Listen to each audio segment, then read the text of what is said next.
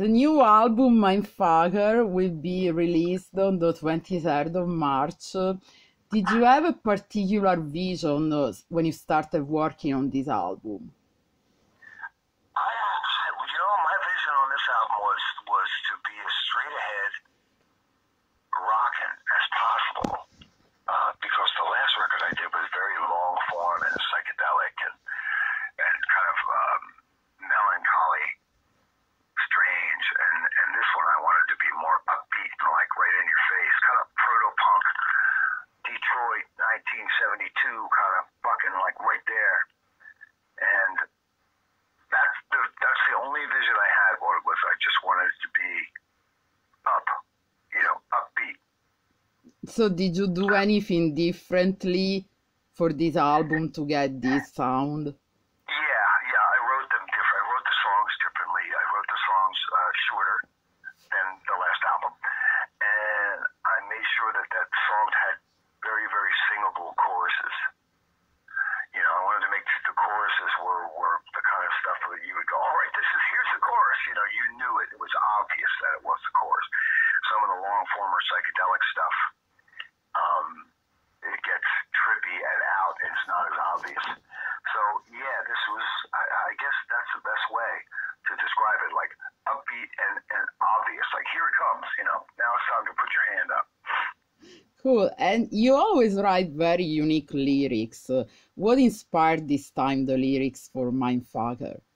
Well, it's funny because this time I had wanted to write a straight ahead sex, drugs, and rock and roll record. I didn't want to be, I didn't want to get heavy at all. I really wanted a break from writing heavy stuff. But then Trump got elected and my brain went fucking set on fire. And I was like, what the hell's going on with the world? This is insane. You got this big oaf up there just lying every 80 seconds. And, the way we look at information was completely turned around and people got really paranoid. Everybody is so paranoid right now about everything. Nobody trusts anybody. And I just think that's crazy. Just the world just went nuts and in a really, really, really bad way. They let the bad guys in. There's no question about it. The stupid idiot men who don't, who are not nice people, if I may be that simple, are now in control. And I don't hold with this type of shit at all. Not 1 second of it, So I freaked out. I'm not a fool. I was, I pay attention to the news. So I'm like freaking out. And meanwhile, I'd already written this music for this good time record that I wanted to make, Sex, Drugs, and Rock and Roll. But I couldn't get all the Trump stuff out of my head, so I just had to write what I felt. And what came out was a combination of me trying to write the Sex, Drugs, and Rock and Roll album. But anybody listening to the lyrics would know when this was written. You would know, of course, a band would call an album Mindfucker in 2018. What else would a band call? It's my duty. We're getting mindfucked. Of course you got. So I just went on that way and tried to fit in a normal context of rock and roll song about a girl or about a relationship, disappointing or sexual, and in there were these elements of today: lies, paranoia, disappointment, anger, all the kind of stuff that goes into these kind of emotions, or all these kind of emotions that would go into a situation like this. So in the end, I think what I have, what this record is something that, and I'm proud of it. This is something where if somebody puts this on, they could definitely go, yeah, this is a great rock song. Let's listen to the lyrics more. And like, I think there's something else going on in there. It's not exactly Rage Against the Machine where I'm devoting whole songs about politics. But the politics, the situation of today is all through it. So I'm good with it. It's not exactly And so at what point in the studio you were completely happy with this album? Well, I'm never happy with everything. So I'm always like, I could have done this better. I could have done this better. Most of the time, I just do everything I possibly can, true to my own impulse, and then let it go. And I think at the time I was happiest most with this record was, there's different times, you know, there's not always the end of the record where I'm happiest. Right. I think it's when I finished the music and brought it to the band, when we first started getting all those parts together, exciting rock parts. That was the part I was like, we got it. It's like, this sounds great. This is going to sound great live. You know, this is going to sound great live. So far you released a couple of videos, the title track and Ejection. What made you choose these two songs to kind of represent the album? They were, you know, picking focus tracks on an album is weird because the record company likes to have something to say about that as well. And these tracks were picked mainly because, well, I like the tracks too. I mean, Mindfucker I liked just because I wanted to release a focus track called Mindfucker because it was cool. Right. And Ejection was a very sing-songy type of song. Most of the stuff, the decisions on this were based on European reaction as opposed to American reaction. I tend to play more towards Europe than I do to America these days. Yeah. And so that was it. But I think they represent the record pretty well. There'll be a third focus track too, On God, which is coming out pretty soon. And Ejection is actually a cover of a Hawkwind song. Yeah. Actually, it was the singer from Hawkwind. The singer. It was a solo project called Captain Lockheed and the Starfighters, which is an awesome record. And that's one of my favorite songs of all time, Ejection. So was it? It's a matter of time before it wound up on a Monster Magnet album. Oh, so it's something you always wanted to do. Absolutely. Cool. And in the past few years, you actually reimagined a couple of albums, Last Patrol on Milk in the Stars and Mastermind on Cobras and Fire. Now, what made you decide to reimagine those particular two albums? I think mainly because I was not ready to write a new album. I said to myself at the end of Last Patrol, I was like, I don't think this record is really over. The first time I'd ever done that before. I was like, there was so much. I had written so much for that album. There was a lot of work into making these long psychedelic passages and stuff. I kept hearing other melodies and other options for those melodies. And I was like, it's really not out of my head. And it's the future now. It's 2018. It's not hard to go back and fuck with stuff. Right. So I was like, why not? I've never done this before. Why not just declare that I'm not done and I'm going back and I'm going to mess with it. It was a good way to use up my time because I didn't feel uncreative. I just didn't feel like writing anything new. So that's how that started. And I didn't plan to release it. This was just for me. What happened was after I got done with some stuff, the record company heard it and go, hey, you want to release that? We think it's cool. So I was like, okay. And then I just went on and did the Cobras and Fire, which was from Mastermind. I figured while I was in there, I might as well just keep going. It was fun. Right, but since it was fun, would you consider reimagining other albums in the future? Maybe, but I don't know. I mean, those things took a lot more work than I thought they were going to. I was like, but nothing is impossible. Yeah, I can imagine myself going back and reworking some stuff in the future. If it hits me to be interesting, I'll do it. Also, speaking about older albums, last year Tab and Spinal God were reissued and for the first time on vinyl. Do you think you will do that with other albums? I hope to do it with any album that we can. There's a couple albums that have not been reissued, like Monolithic Baby. And I'd like to do that for sure. And yeah,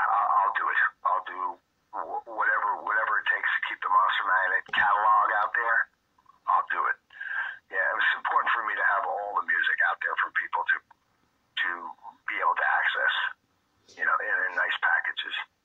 Right, and now that there is like a renaissance of vinyls, I think a lot of people want to hear it on vinyl. Yeah, hell yeah, and vinyl's fun, man. It's like the covers are nice and big, it's beautiful, it's sexy, it's fucking cool, I love it. And I would say it's perfect for your music genre. Actually, sounds better on vinyl. Thanks, yeah, I tend to agree with you. Yeah. I agree. And speaking about this renaissance, there is also a sort of retro rock revival going on, especially new young bands from Europe. What do you think about this? I love it. I mean, I totally love it. I mean, if it wasn't for that, I'd feel very, very alone in this world. Because I'm not comfortable in the metal world at all. Mm. I mean, I know Mastermatic, to be considered, we've been put in the metal section, and all this stuff, and it's rock, and yeah, I get it. But my love for old rock and psychedelic rock is huge. That's where my heart is. And to see this stuff come out of Europe, especially Europe, I mean, this isn't happening here in America. Mm-hmm. Like it is in Europe. This is an honest rock movement coming from the continent and from England too. This is an important part, I think, in history for me. I haven't seen this happen since I was a little kid when it was krautrock, in like 1971. So this is not just your usual, hey, look, there's some like hip hop from Europe or something, This is real. This is the real deal. I'm totally psyched on it. I'm obsessed with it. I follow it all the time. And since you're considered the founding fathers of stoner rock, you're actually influencing a lot of these younger bands. Well, that just makes me, humble, Right. I'm so glad to be a part of it in any way. I'd be happy if it was just coming out and I had nothing to do with it. You know what I mean? And I'll forget that. I'll forget that I had anything to do with this. And then when I hear bands go back, oh yeah, we heard you guys, and then we decided to do something along the same lines or whatever. You inspired us, and then I'm just crying at that point, like, whoa, this is great, so cool. It's a beautiful thing, for sure. Yeah, it is, man. And like we were saying, now things are very different, the music scene, the music industry. But when you started with Monster Magnet, everything was a different story. What do you miss of those early years? What I miss from the old days is the fact that, and this is what a lot of people don't agree, they'll go like, corporate rock and all that. But I didn't mind the corporate rock big record companies because it was something to aim for. Mm-hmm. It didn't mean I was going to change my music if I ever got there, but when there were big record labels and they spent money on bands, and then okay, they spent a lot of stupid money on a lot of stupid bands. But the action around that money created an atmosphere of bands trying really hard to break into that money, doing it on their own terms. And they fought hard, to get to a place where they could do it on their own and make enough money. Now that that's kind of broken down, I don't see, except for the stoner rock, I don't see major genres of music really trying to go anywhere except for to just exist on the internet. Mm-hmm. They just kind of lay there and goes, yeah, okay, I guess this is it, right? Bandcamp, here we are. And it's like, they're not fighting. It's like, where's the fight, man? Like, come on, you gotta fucking go and try to climb the mountain. I miss that. I miss the battle between bands and the record companies and all the drama that went on with that, because it really did. It may not have been best for the top of the pop music, but it made the underground seem even more underground and cool. Now it seems like it's just a big, giant, ground level mess of like, I don't know where to look. That's what I miss. And they care a lot about likes on Facebook and all social media. Yeah, it's like, yeah, all this fucking stuff. It's like, I guess it's nice if you're sitting in your kitchen and people like your band and stuff, but it just seems kind of fake to me. It's like a game that everybody's playing a little game with themselves. If they like me on Facebook, they'll probably like me in person. No, that's not true, No, there's no guarantee anybody's going to like anybody because they clicked like. And there's a big disconnect between reality and this weird kind of Facebook fantasy. And now I'm not dissing Facebook because obviously it's a great place to keep in touch with people that keep in touch with their kids and their grandparents and stuff. But for rock, no. It just doesn't do it for me. Plus, there's no guarantee that these people who likes you, they actually buy your music, Yeah, exactly. Let's get down to practicalities here. Right? What it really comes down to is like asses in the seats. How many asses in the seats does Facebook put? Nobody really knows. Right, but likes are for bragging. Nah. And I like the old days in rock where a band would come out and they'd do their thing. And you'd get a lot of promotion and they'd sell it really hard. They'd go on tour. And then when they went home, they disappeared. And they come back next year or the year after. Now, these bands do this stuff and they just won't leave you alone. They're just always there.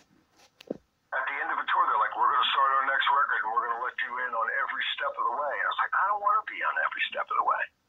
I don't want to read headlines about you. I wrote a song today. No, just wait. Wait till you've written all the songs. Come at me with everything you got. Come at me when it's done. I don't want to hear about this, you going to the store and writing a song. I'll save that for when it comes out, save the stories. Right. I guess people like it. I don't know. It seems pretty desperate to me, though, I guess the feeling I get, like, the bands are desperate for attention. That's for sure. Looks like is that everybody is desperate for attention, I think. Yeah, I mean, you can see it, you can smell it in the air. You can smell it in the air. You see what's going on in every shape of our life since really hardcore, high broadband internet. So many people are putting so much into it, their time, and I think they're finally starting to get the notion that they're not getting it back. They're not getting the time they put into it back. And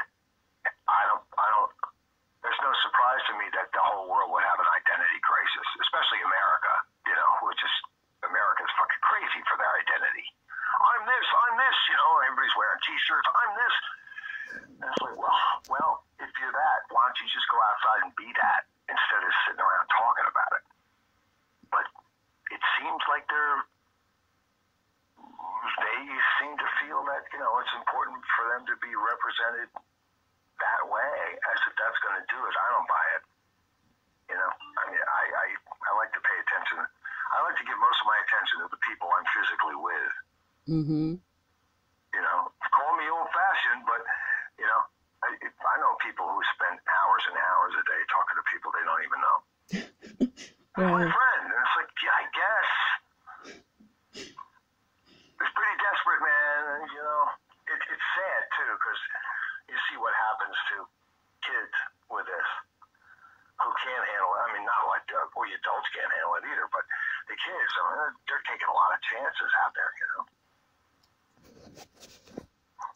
Yep. Love me, please, anybody, just here's my picture. Am I good enough? Well, not on the internet. Nobody's ever good enough on the internet. Don't you get it? Right. Yeah, it pisses me off. And it also pisses me off that people seem to feel that they have to be some sort of weird celebrity. Oh, yeah. You don't want to be a celebrity. It's the 21st century. Like, being a celebrity and being cool, that's part of the 20th century. We already went through that. You watch all this, that's what everybody wants to grow up to be. a minor league celebrity with people talking shit about them or loving them, but no reality in between. It's bullshit. Back to Monster Magnet, actually. Yeah, let's stop talking about this stuff. It's terrible. I don't know, but it's right because you're sending a message to people out there, you know, to wake up. Yeah. Wake the fuck up. Like I'm an idiot. Right. You will tour in Europe, of course, because you love touring in Europe, right? I love it, yeah. But what about United States? We do United States in September. You do? Yeah, we're putting it together now, a full U.S. tour.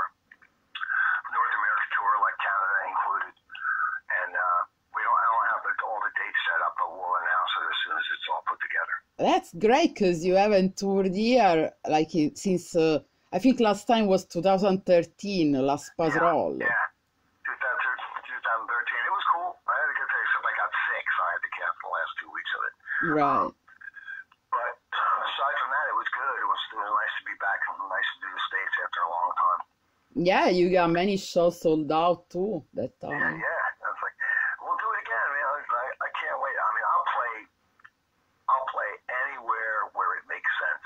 Right. To me, these days, the reason I haven't played the States that often is because it just doesn't make financial sense. I can't pay my guys and do it at the same time. And it's also one of those things where the United States is such a strange, ever-changing beast. With the internet age, that things got really, really funny. Like, there were a lot of places we could play, but they wouldn't allow under 18. And I was like, well, how am I supposed to get any new fans if you're not going to let anybody under 18 in? Right. You know, and that doesn't happen in Europe. Europe, you know, it's all ages shows for everything. And that's why we do better in Europe. We can always get new fans. And in a lot of places in the States, it's just like, well, 21 and up. And I'm like, I tell the guys, look, I don't think rock is going to get bigger if you keep excluding kids from rock. How's that going to happen? Well, our insurance says that we can't do it. And I was like, well, you're giving it all away, dude. You're not doing this right. There's a reason why Europe is better to play. And that's one of the reasons. So anyway, aside from all that shit, we're going to do it. That's awesome. You're making a lot of people happy. I can't wait. I can't wait to get out of this box. I've been like talking on the phone for the last month. I'm like, get on the bus, man. Let's go. And I assume you will play many new songs from My Father. Oh, hell yeah. Yeah, I mean, the songs are telling me to play them live. You know, there's certain songs where on records that just kind of go, please play me live, you know. I'm like, that song just told me to play it live.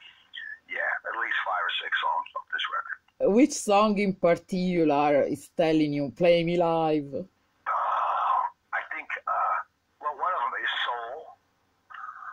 And that's one song that's screaming at me to play live. Another one is When the Hammer Comes Down, because I know it'll rock. It's got all the elements to it. We already play Mindfucker. We're going to do Ejection. Drowning, that's telling me to play it live. And of the older songs, which ones you still really love to play live? Of all the old songs? Yeah. Wow. I like to play Orb for some reason. I like Look to Your Orb for the Warning is really fun. Twin Earth is another one from Super Judge.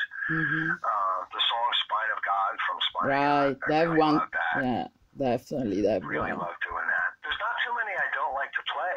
Even the hits, the one we play all the time, like Space Lord, I still love to play Space Lord. I got no problem with it. That's great. Well, then, congratulations for this new album, My Father. I'm sure people will love it. Oh, thanks, Angela. And thank you so much for the interview.